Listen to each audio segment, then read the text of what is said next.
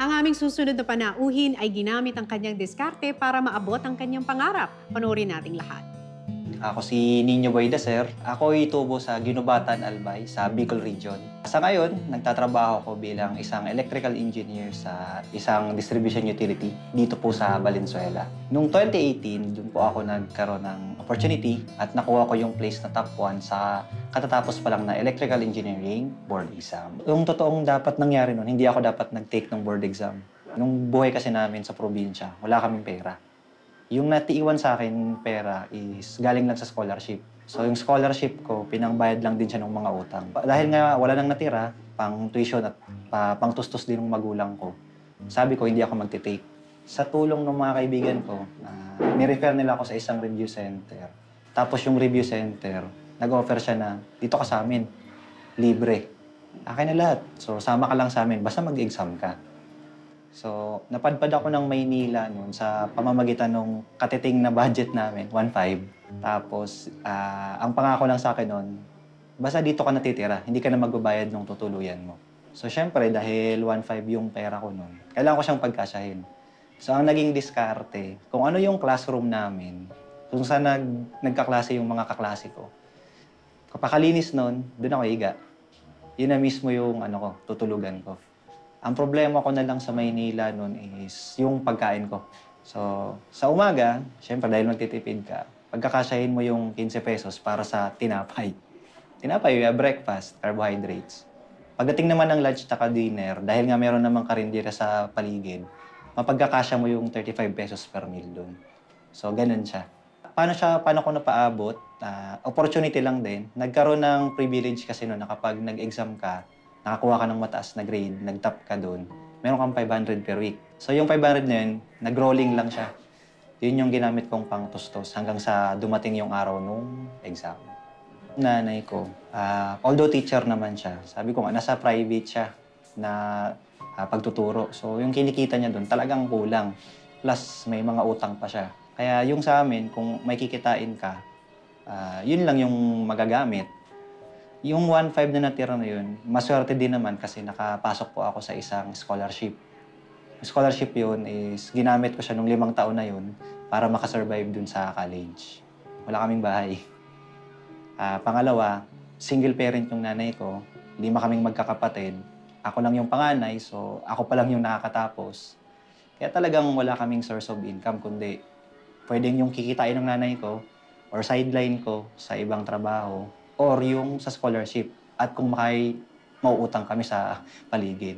Plano ko lang nung college, basta matapos, apply na ako ng trabaho, kahit mag-take ako o hindi nung board exam, basta nakatapos ako kasi may diploma naman, papasukin ko na yung trabaho. Pero nung nakuha ko na nga po yung place, after nung board exam, na-realize ko, kailangan ko magtrabaho, kailangan ko yung lisensya, kailangan ko ng trabaho kasi kapag pumasok ka na dun sa talagang ikaw na yung magdadala ng family mo, hindi siya kapareho nung gastusin, kagaya nung bata pa kayo. Eventually, yung mga kapatid mo, lalaki yung gastos kasi kailangan nila magtapos. Kasi yun po yung vision ko eh. Mapatapos sila, magkaroon kami ng kanya-kanyang trabaho. Then, last, yung plano sa bahay, makapagpagawa lang naman ng bahay. So hanggang ngayon po, itong pang-4 na taon ko dito sa Manila, tuloy-tuloy pa rin siya. Pinag-iipunan, pag may naipon na konti, papagawa. One time na-internalize ko na sa sarili ko na yung happiness pala na makakapagpapasaya sa akin is kung okay sila, magiging okay ako. Na hindi pwede na yung pinanggalingan mo, hindi mo iaangat. He graduated Bachelor of Science in Electrical Engineering, cum laude at Bicol University and topped the 2018 Electrical Engineering exam. Ngayon naman ay papakinggan natin ang kwento ni Nino Boydaser. Hi, Hi, ma'am. Nino. Anong gusto mong tawag ko sa'yo? Nino, Boy? Bogs na lang po. Oh, Bogs na lang. So, Bogs, yun ang tawag sa'yo ng mga kaibigan mo. Yes po. Uy, grabe, ang inspiring din ang storya mo. Kasi, hindi rin naging madali ang buhay mo nung bata ka, di ba? Dahil tubong albay, si Bogs. Anong trabaho ng mga magulang mo nun sa albay? Bali, nung time na po yun, si mama, hindi pa siya nakakapagtapos nung teacher niya. Nakapagtapos lang siya actually nung teacher niya nung pagpasok ko na ng college. Bali po, pagtapos ko ng high school, sakto din yung graduation niya nung college. Ang Ang galing naman, parang sabay kayo Opo. na nagtatapos ng pag-aaral Opo. nyo. Ang naging conflict lang nun, syempre, kakapasa niya pa lang. So, hindi siya agad makapasok dun sa public school na gusto niya. So, parang napilitan siya mag-practice muna as sa private institution bilang teacher. Then, yung father ko naman po is sa sumakabilang bahay. Ay! So, kabilang bahay. Okay. So, parang single parent ang Tama mami po. mo. Since grade 3 po kami, single parent na si mama. Ilang kayong magkakapatid na tinataguyod ni mami 5 mo? po. 5, tapos single parent, tapos nag-aaral pa ang mami mo. Opo. Saludo kami sa mami mo. Grabe talaga, ano? Grabe yung pinagsasabi niyong pag-aaral at pagpapalaki Opo. ng 5 bata. Tama po. Di ba kapag bata ka, tapos nakita mong ganun ang sitwasyon ng buhay mo, tapos nakita mong ganun yung nanay mo na tinataguyod kayo, di ba mas lumalalim ang pagmamahal at respeto mo sa nanay mo? Opo. Actually, Miss Tony, si mama kasi yung tipo na nung grade 3 pa lang kami, bata pa lang kami, palagi niya kaming kakausapin eh. Sabihin niya, ganito ha, ganito sitwasyon natin, ito tayo. So dapat kayo, mag-aral kayo ng maayos. Huwag kayo gagaya na ganito na lang tayo. E di nakita mo, mami mo, na kung ano-ano din ang trabaho. Tama po. Nag-try siya mag-lady guard. Lady guard, tapos makikita ko siya minsan mangungutang sa kapitbahay. Akala namin nun, normal na chika lang eh. Yung pala, umihiram siya ng pera. Kaya madalas kami nung pagalitan eh. Every time may hihingin kami sa kanya. Akala namin, pinapagalitan kami kasi makapritsyo kaming mga bata. Pero yung nasa likod nun, wala akong maibibigay sa inyo bilang ina nyo. Kasi yung budget na meron ako is pinagkakasya ko para may pangkain tayo. Yun. Nung bata ka, may idea ka na mahirap ang buhay nyo. Tama po. Alam mo na kagad. Opo. Mahirap ang buhay. Bata pa lang po kasi ako, nararamdaman ko na yung tatay namin may malapit ng sa makabilang bahay. Ganun siya. May mga pahaging na. Tama po. Oo. Pero bilang panganay siya magkakapatid, hindi ko siya sinabi sa mga kapatid ko. Kasi nga, parang yung nararamdaman ko that time, malulungkot ako eh. What more yung kapatid ko. So, inadjust ko na agad yung mindset ko na bilang ako yung matitirang lalaki doon, ako papalit sa pwesto niya. Ikaw magte-take na responsibility. Tama po. Paano ka nahilig sa pag-aaral? Totohanan lang, high school at elementary, wala po akong hilig sa pag-aaral. Dahil nga po alam ko na yung mangyayari sa amin, siyempre andun yung mawawalan ka ng gana eh. Family problem. Family problem po. Parang ang aga kang napasok yung pagiging rebellious mong bata. I-rebelde ka sa magulang mo. Parang sasagot-sagot ka. Magiging masamang anak ka, ganun. Dumaan ka sa ganung phase? Dumaan po agad, ang bilis. Na imbis mag-aral, pinili kong magbenta ng bakal tsaka bote sa palengke para paggabi, may maiuwi akong 20 pesos sa pamilya, pambili ng ulam. Ganun siya. Doon naman kami nag-aaway ng nanay ko. Kasi sabi niya, mag-aral ka, ako magtatrabaho para sa inyo.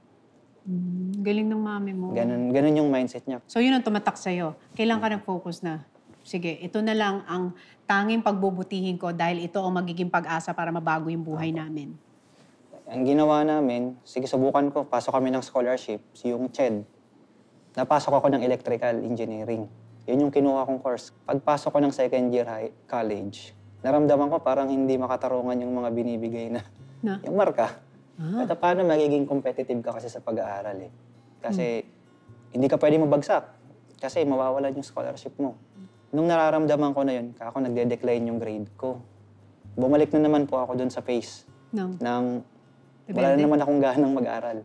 Trabaho ka na naman? Trabaho na naman po. Para kumita? Opo.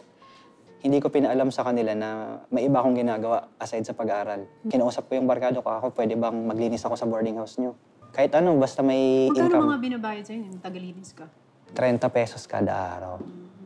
Minsan naman po, meron kaming mga kaklaseng may kaya eh. So may mga requirements sa college, kako sabi ko, gawin ko yan, pero bera niyo ako. Diniskartehan mo na. Opo. Ang galing, no? Parang natuto kang dumiskarte sa sarili mo. Para mabuhay, para makatulong sa pamilya, at saka para maituloy-tuloy mo yung pag-aaral mo. Tapos hindi ka lang nag-aral na nakapagtapos. Top 1. Top 1. As in, na-reach mo yung ikaw ang pinakamatalino sa batch. Anong pakiramdam ng top 1? Yung top 1 po kasi, sa totoo lang, hindi ko siya pinangarap talaga. Ang gusto ko lang nun, makapasa, matulungang gumanda yung passing rate ng batch namin. Lumabas yung result ng exam, ako top 1. Nagulat ka? Sa totoo po nun, hindi ako natuwa. Bakit? Dalawang bagay po kasi, hindi pa siya nagsisink in sa akin kasi nga, never siyang pumasok sa mindset ko. Kasi sinuko ko na dapat yun eh. But ibinigay pa rin. Pangalawang point, iba yung sinuportahan ko para doon. Kumbaga, binigay ko yung support tsaka tiwala ko na siya dapat. Ako, tulong ako sa mga kabatchmates namin na kailangan ng tulong na mag-aral, kailangan nilang pumasa. Ayun po. Nung binigay yun, pumasok lang sa isip ko na parang naramdaman ko lang yung joy nung nakabalik na ulit ako ng Albay. Kasi kasama ko na yung family ko. Parang sama-sama na yun eh. Na-miss ko sila, kasama ko ulit sila. Yung celebration pa na, ay, pumasa ka. Pero hindi lang basta pumasa. Tapuan pa. Ano sabi nanay mo? Bumalik yung sigla niya eh. Maasikasong nanay, hatid sundo ka sa lahat. Ganun. Parang yung saya niya nung bago kami iwan ng tatay ko. Yun ulit. Nung natapos ko na. Ang ganda. Kasi yung sayang hindi niya naramdaman ng matagal na panahon, ibinigay mo sa kanya. Di ba ang rewarding nung ganong feeling? Sobra. Yung parang lahat ng pinaghirapan mo, pinagtrabahuhan mo, para yun sa nanay mo. Opo. Alam mo, ang feeling kong nag-top 1 din talaga dito, yung nanay mo. Di ba? Para sa kanya. Kasi yung achievement mo, achievement niya yun. Ano yung masasabi mong pinakamalaking nabago sa buhay niyo ngayon? Pinakamalaki sa ngayon po is nakuha naming magkapatid yung pinapangarap naming bahay. Sa ngayon po, ongoing yung construction niya. Wow. May girlfriend ka ba ngayon? Wala po. Wala. Alam mo, kung ito ang dapat pinakakasalan kung sino man. Ang swerte ng magiging asawa mo. Naisip ko lang, grabe. Hindi kayo magugutom. Grabe, kasi, ay nako, napakaswerte ng babaeng pakakasalan mo. Wala pa pong nagkakamali. Ay nako, hindi ka pagkakamali. Ikaw ang pinakatamang desisyon ng babaeng papakasalan mo. Mensahe para dun sa mga batang bogs. Anong gusto mong sabihin sa kanila? Para sa mga kapwa ko nag-aaral pa, yung mga medyo nadidiskarel sa pag-aaral nila, ano yan eh, yung buhay natin, parang bangka lang yan. Hindi naman lulubog yan kung hindi papasok yung tubig sa loob niyan eh. Similarly, parang yung tubig yun yung negativity ng mundo. Hindi ka naman lulubog sa kawalan kung hindi mo papayagang pumasok yung negativity sa'yo. Matter of choice siya. Choice mo kung pagsisipagan mo yung isang bagay para makuha mo. Choice mo rin kung itatapon mo siya at basta ka na lang maghanap ng iba. Sa dulo kasi yung susukatin, bakit hindi ikaw naging sarili mo? Ba't kailangan mong gayahin yung iba para lang makuha mo yung bagay na hindi naman talaga para sa'yo? Ang ganda. Thank you so much, Bogs. Maraming salamat sa inspirasyon. I'm sure marami sa ating mga nanonood ngayong gabi ang natuwa, na-inspire, at na-touch sa story mo. Thank you very much for sharing your story with us. Ang susunod nating kwento naman ng pagpupursigi sa panahon ng walang kasiguraduhan ang ating papakinggan sa aming pagbabalik.